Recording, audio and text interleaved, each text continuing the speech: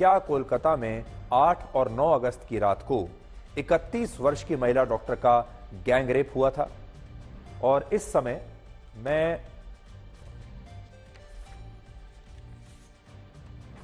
मेरे हाथ में वही पोस्टमार्टम रिपोर्ट है जिसके आधार पर यह दावा किया जा रहा है कि यह रेप का नहीं बल्कि गैंग रेप का मामला हो सकता है और इस घटना में एक से ज्यादा आरोपी शामिल हो सकते हैं। दावा है कि उन्हें कोलकाता पुलिस बचाने की कोशिश कर रही थी। इस तरह के आरोप विपक्षी पार्टियां और कई और लोग लगा रहे हैं कि इन्हें बचाने की कोशिशें हो रही है। इस रिपोर्ट के चौथे पॉइंट के 11वें कॉलम में यह साफ साफ लिखा है कि इस महिला डॉक्टर के प्राइवेट पार्ट से 151 ग्राम लिक्विड मिला है और 151 ग्राम लिक्विड कभी भी एक व्यक्ति का हो नहीं सकता। डॉक्टरों के मुताबिक इस 151 ग्राम लिक्विड में सीमन हो सकता है, म्यूकस, यूरिन और दूसरे भी कई प्रकार के लिक्विड हो सकते हैं। लेकिन अगर इन बाकी के लिक्विड्स को हटा भी दिया जाए तब भी यह लिक्विड इतना ज्यादा है कि यह अकेले एक व्यक्ति का नहीं हो सकता। और हम जानते हैं कि हमारे शो को आप अपने पूरे परिवार के साथ बैठकर देखते हैं, लेकिन अगर इस मामले में इस महिला डॉक्टर को इंसाफ दिलाना है तो आपको इस बात को अच्छे से समझना ही होगा कि इस घटना में एक रेप का जो दावा किया जा रहा है उस दावे का यह पोस्टमार्टम रिपोर्ट पूरी तरह से समर्थन नहीं करती। और इस रिपोर्ट से ऐसा लगता है कि इस घटना में इस महिला डॉक्टर का शायद गैंग रेप हुआ होगा और इस घटना में एक से ज्यादा लोग शामिल हो सकते हैं। और इसीलिए अब इस मामले में फोरेंसिक जांच और डीएनए जांच बहुत महत्वपूर्ण हो गई है, क्योंकि प्राइवेट पार्ट में मिले इस लिक्विड की डीएनए जांच से यह पता चल सकता है कि यह रेप की घटना है या गैंग रेप की घटना है। इसमें एक व्यक्ति का सीमन है या कई और व्यक्तियों के भी सीमन इसमें मिले हैं। इसलिए अब पूरा की पूरा ये जो मामला है ये डीएनए टेस्ट और फोरेंसिक टेस्ट पर आकर रुक गया है और डीएनए टेस्ट की जब रिपोर्ट आएगी उसी दिन यह साफ हो जाएगा कि ये एक रेप है या फिर ये गैंग रेप है, इसमें कितने और लोग शामिल थे। यहां एक और बड़ी बात यह है कि इस मामले में जिस एक आरोपी को गिरफ्तार किया गया वो कोई बहुत बड़ा शातिर अपराधी नहीं है जिससे सीबीआई एक दिन में पूछताछ के दौरान सच बाहर ना निकलवा पाए।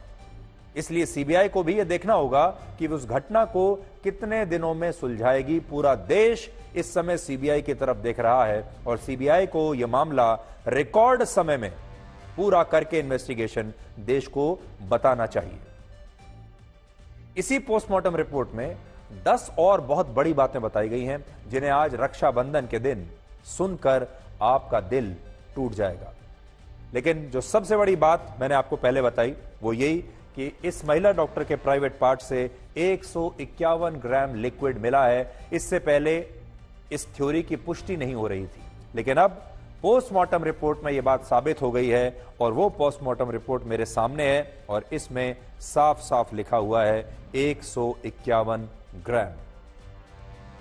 तो ये अब पुष्ट हो चुकी है बात।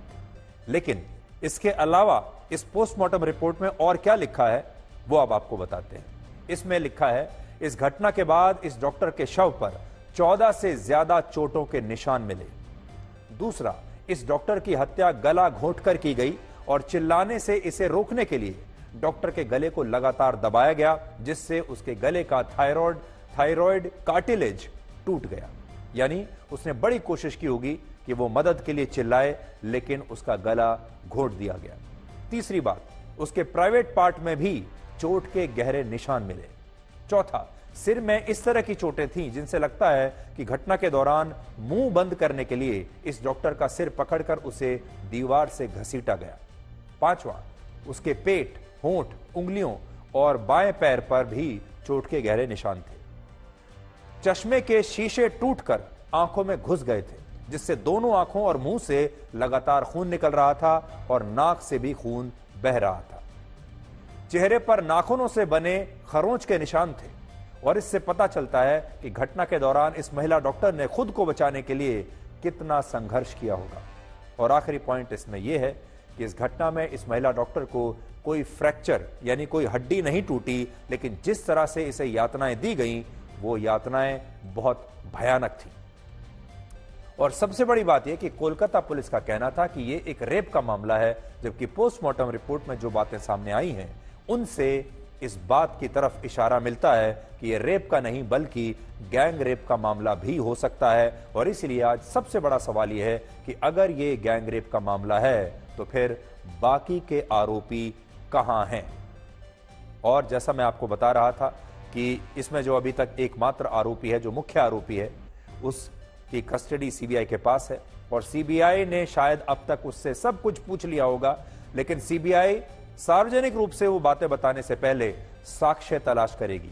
सबूत होने चाहिए, पोस्टमार्टम की रिपोर्ट होनी चाहिए, डीएनए की रिपोर्ट होनी चाहिए, डीएनए सैंपल लेकर उनकी जांच होनी चाहिए और फॉरेंसिक लैब से भी उनके पास सही रिपोर्ट्स होनी चाहिए। तभी सीबीआई भी सार्वजनिक रूप से इसके बारे में कुछ बता सकती है। इस मामले में एक और बड़ा आरोप यह है कि कोलकाता पुलिस इस डॉक्टर के अंतिम संस्कार को लेकर काफी जल्दबाजी में थी। तो आज एक सवाल यह भी है कि इस महिला डॉक्टर के अंतिम संस्कार की आखिर इतनी क्या जल्दी थी, जबकि आप जानते हैं इस तरह के मामलों में जो शरीर होता है, जो शव होता है, वो सबसे बड़ा सबूत होता है। जिस शमशान में इस महिला डॉक्टर का अंतिम संस्कार हुआ, उसके प्रबंधक का कहना है कि शव का पोस्टमार्टम शाम को 6 बजे हो चुका था, लेकिन इसके बावजूद पुलिस शव को रात को लगभग 11 बजे शमशान में लेकर पहुंची और पुलिस की तरफ से शमशान के प्रबंधन को यह कहा गया कि इस डॉक्टर का अंतिम संस्कार बाकी के उन 3 शवों के अंतिम संस्कार से पहले किया जाए जो उससे पहले ही शमशान में लाए गए थे। यानी कहा गया कि बाकी सब छोड़ दीजिए, सबसे पहले इस महिला डॉक्टर का अंतिम संस्कार होना चाहिए। और यही बात इस डॉक्टर के माता पिता ने भी कही है और पूछा है कि आखिर पुलिस उस दिन इतनी जल्दबाजी में क्यों थी और बाकी शवों के अंतिम संस्कार से पहले उनकी बेटी का अंतिम संस्कार क्यों किया गया और क्या इसके पीछे का मकसद किसी को बचाना था, कुछ सबूतों को नष्ट करना था।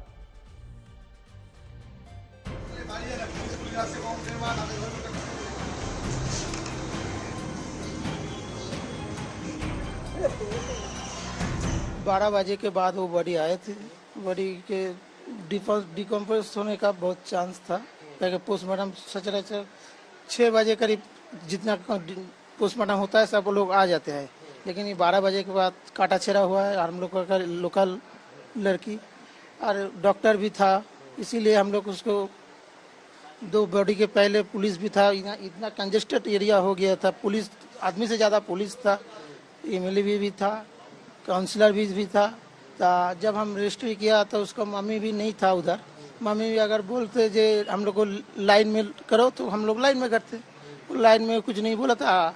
और बॉडी पोस्टमार्टम हम लोग चाहते हैं जितना जल्दी हो जाए ऐसे ही, इसीलिए 2 बॉडी के पहले पुलिस भी बोला था हम लोग को बॉडी अभी मत करो, ताकि अभी हम लोगों का एक बॉडी आ रहा है। तो ठीक है, 2 बॉडी आया था, हम लोग बोला रुको, हम लोग को एक बॉडी है, हम लोग को लोकल एक बॉडी है, ऐसा आदमी है, तो वो लोग मान लिया।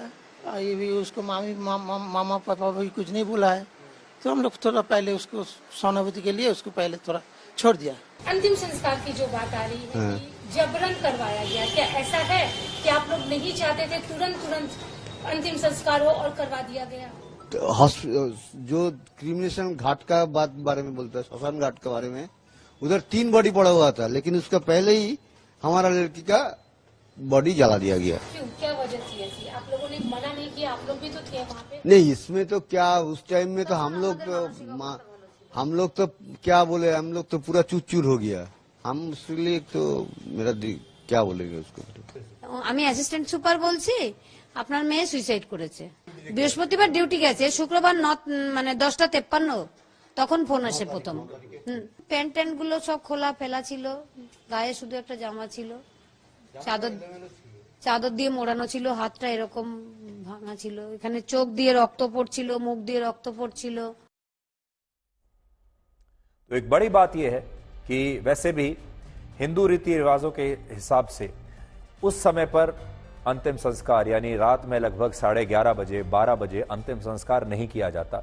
लेकिन जैसा कि अभी आपने देखा, पहली बार हमने आपको शमशान में मौजूद उस व्यक्ति का बयान सुनवाया है जो खुद उस समय वहां पर मौजूद था और जिसने ये सारी जानकारी उस महिला डॉक्टर के अंतिम संस्कार के बारे में बताई है। और यह अंतिम संस्कार हुआ है रात में लगभग 11:30 बजे के आसपास। तो आप सोच लीजिए 11:30 बजे रात में अंतिम संस्कार किया गया है, जबकि उसे अगले दिन भी किया जा सकता था। बलात्कार और हत्या के मामलों में क्राइम सीन से भी बड़ा सबूत असल में पीड़ित का शव होता है।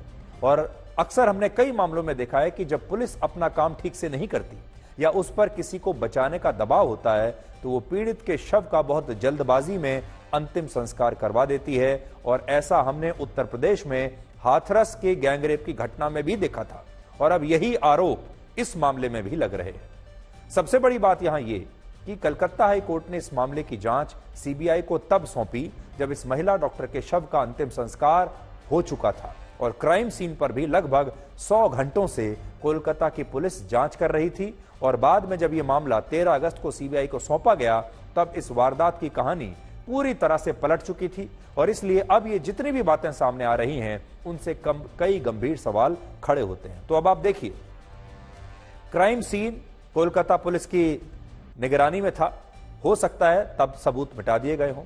दूसरी बात, उसके बाद अस्पताल पर हमला हुआ, हजारों की भीड़ आई, उन्होंने वहां पर हमला किया।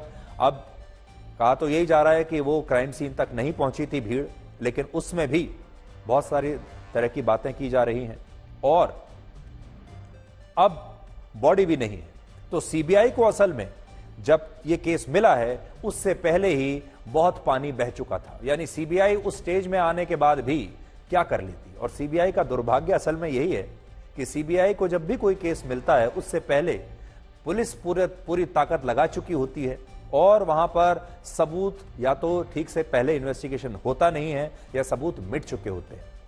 सबसे बड़ी बात यह कि इस मामले में कोलकाता पुलिस ने जो जांच की और अभी सीबीआई जो जांच कर रही है उसमें जमीन आसमान का अंतर है और वो दिखता है। कोलकाता पुलिस ने अपनी जांच के दौरान एक बार भी इस मेडिकल कॉलेज के पूर्व प्रिंसिपल डॉक्टर संदीप घोष से पूछताछ नहीं की। पूर्व प्रिंसिपल इसलिए कह रहा हूं कि जब यह वारदात हुई तब वही प्रिंसिपल थे, बाद में उन्हें वहां से हटा दिया गया, जबकि सीबीआई इसी प्रिंसिपल से पिछले 4 दिनों से 4 बार पूछताछ कर चुकी है। इनमें 16 अगस्त को 17 घंटे पूछताछ हुई, 17 अगस्त को 12 घंटे, 18 अगस्त को 14 घंटे और आज भी सीबीआई सुबह 9 बजे से लगातार अपने दफ्तर में इस प्रिंसिपल से पूछताछ कर रही है, जिससे इस घटना में इस प्रिंसिपल की भूमिका को लेकर कई शक पैदा होते हैं, जिनमें एक सवाल यह भी है कि सीबीआई को इस प्रिंसिपल के बारे में ऐसा क्या पता चला है कि वो आरोपी संजय रॉय से भी ज्यादा अब प्रिंसिपल की जांच कर रही है और इससे लगातार पूछताछ हो रही है। जैसा मैंने आपको बताया, आरोपी जो है इसमें संजय रॉय, वो तो सीबीआई की कस्टडी में पहले से ही है, सीबीआई उससे पूछताछ कर चुकी होगी और सीबीआई के लिए संजय रॉय जैसे लोगों से एक दिन में सारी बातें उगलवाना कोई बड़ी बात नहीं है। और हो सकता है कि संजय रॉय ने सीबीआई को पूरी कहानी अब सब कुछ साफ साफ बता दी हो, सीबीआई के पास पूरी कहानी सामने आ चुकी हो। सिर्फ फर्क इतना है कि हमें और आपको, देश के लोगों को अभी यह नहीं पता चला है कि संजय रॉय ने सीबीआई को अंदर बंद कमरे में पूछताछ के दौरान क्या बताया है, इसके पीछे कौन लोग थे, क्या और भी लोग शामिल थे, क्या ये गैंग रेप था और संजय रॉय को भी बचाने की कोशिश कौन कर रहा है। सूत्रों के मुताबिक अब तक की पूछताछ में इस प्रिंसिपल ने सीबीआई को जितने भी बयान दिए उन सभी में काफी विरोधाभास दिखता है और इस पर यह भी आरोप है कि इसने घटना के बाद अपने मोबाइल फोन का डेटा डिलीट किया। इसलिए बड़ी बात,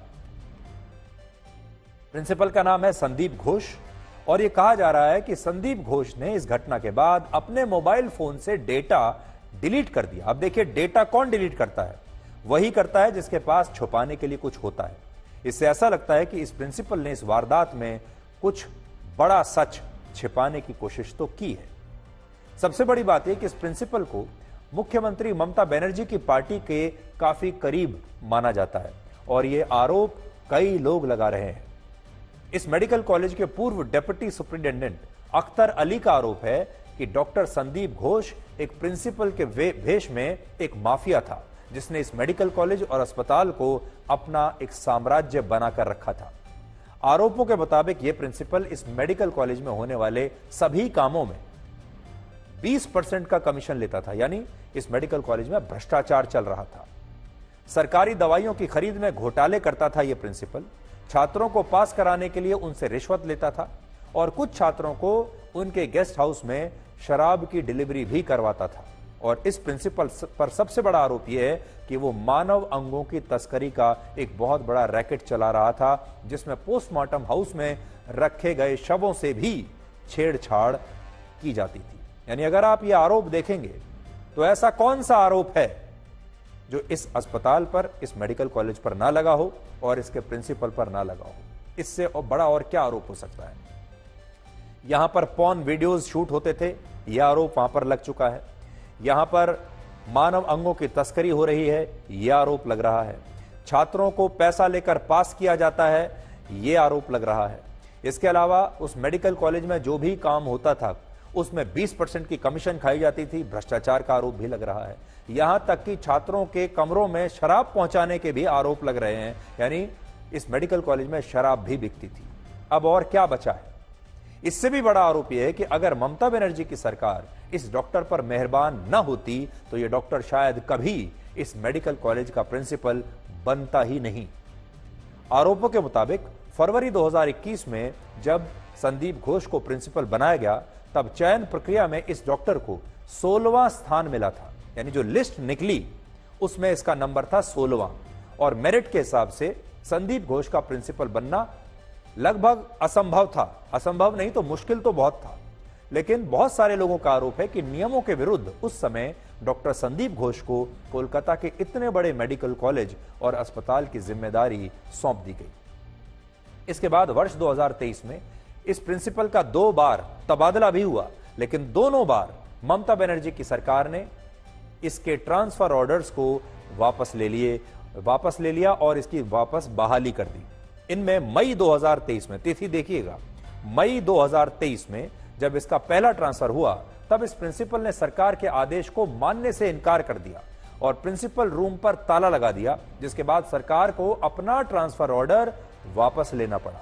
इसके बाद सितंबर 2023 में भी इस प्रिंसिपल के ट्रांसफर का ऑर्डर आया था, लेकिन तब भी कुछ डॉक्टरों के विरोध के बाद ममता बनर्जी की सरकार ने अपने आदेश को वापस ले लिया। और सबसे बड़ी बात यह कि जिन जूनियर डॉक्टर्स और छात्रों ने इस प्रिंसिपल का ट्रांसफर रुकवाने के लिए विरोध प्रदर्शन किया था, उन सभी के संबंध टीएमसी से थे। यह ममता बनर्जी की पार्टी के छात्र संगठन तृणमूल छात्र परिषद का फेसबुक पेज है, जो अभी आपकी स्क्रीन पर है, जिस पर 9 अक्टूबर 2023 को एक पोस्ट में लिखा गया कि इस मेडिकल कॉलेज के तमाम छात्र इस प्रिंसिपल का ट्रांसफर ऑर्डर रुकवाने के लिए मुख्यमंत्री ममता बनर्जी के आभारी हैं, यानी ममता बनर्जी का धन्यवाद दे रहे हैं। इसके अलावा तृणमूल छात्र परिषद के ही फेसबुक पेज से 11 अक्टूबर को पिछले साल एक और तस्वीर पोस्ट हुई, जिसमें लिखा कि इस मेडिकल कॉलेज का प्रिंसिपल डॉक्टर संदीप घोष को ही होना चाहिए। और इस तस्वीर में उस समय डॉक्टर संदीप घोष खुद टीएमसी के छात्र नेताओं के साथ बैठे हुए आपको दिख रहे हैं।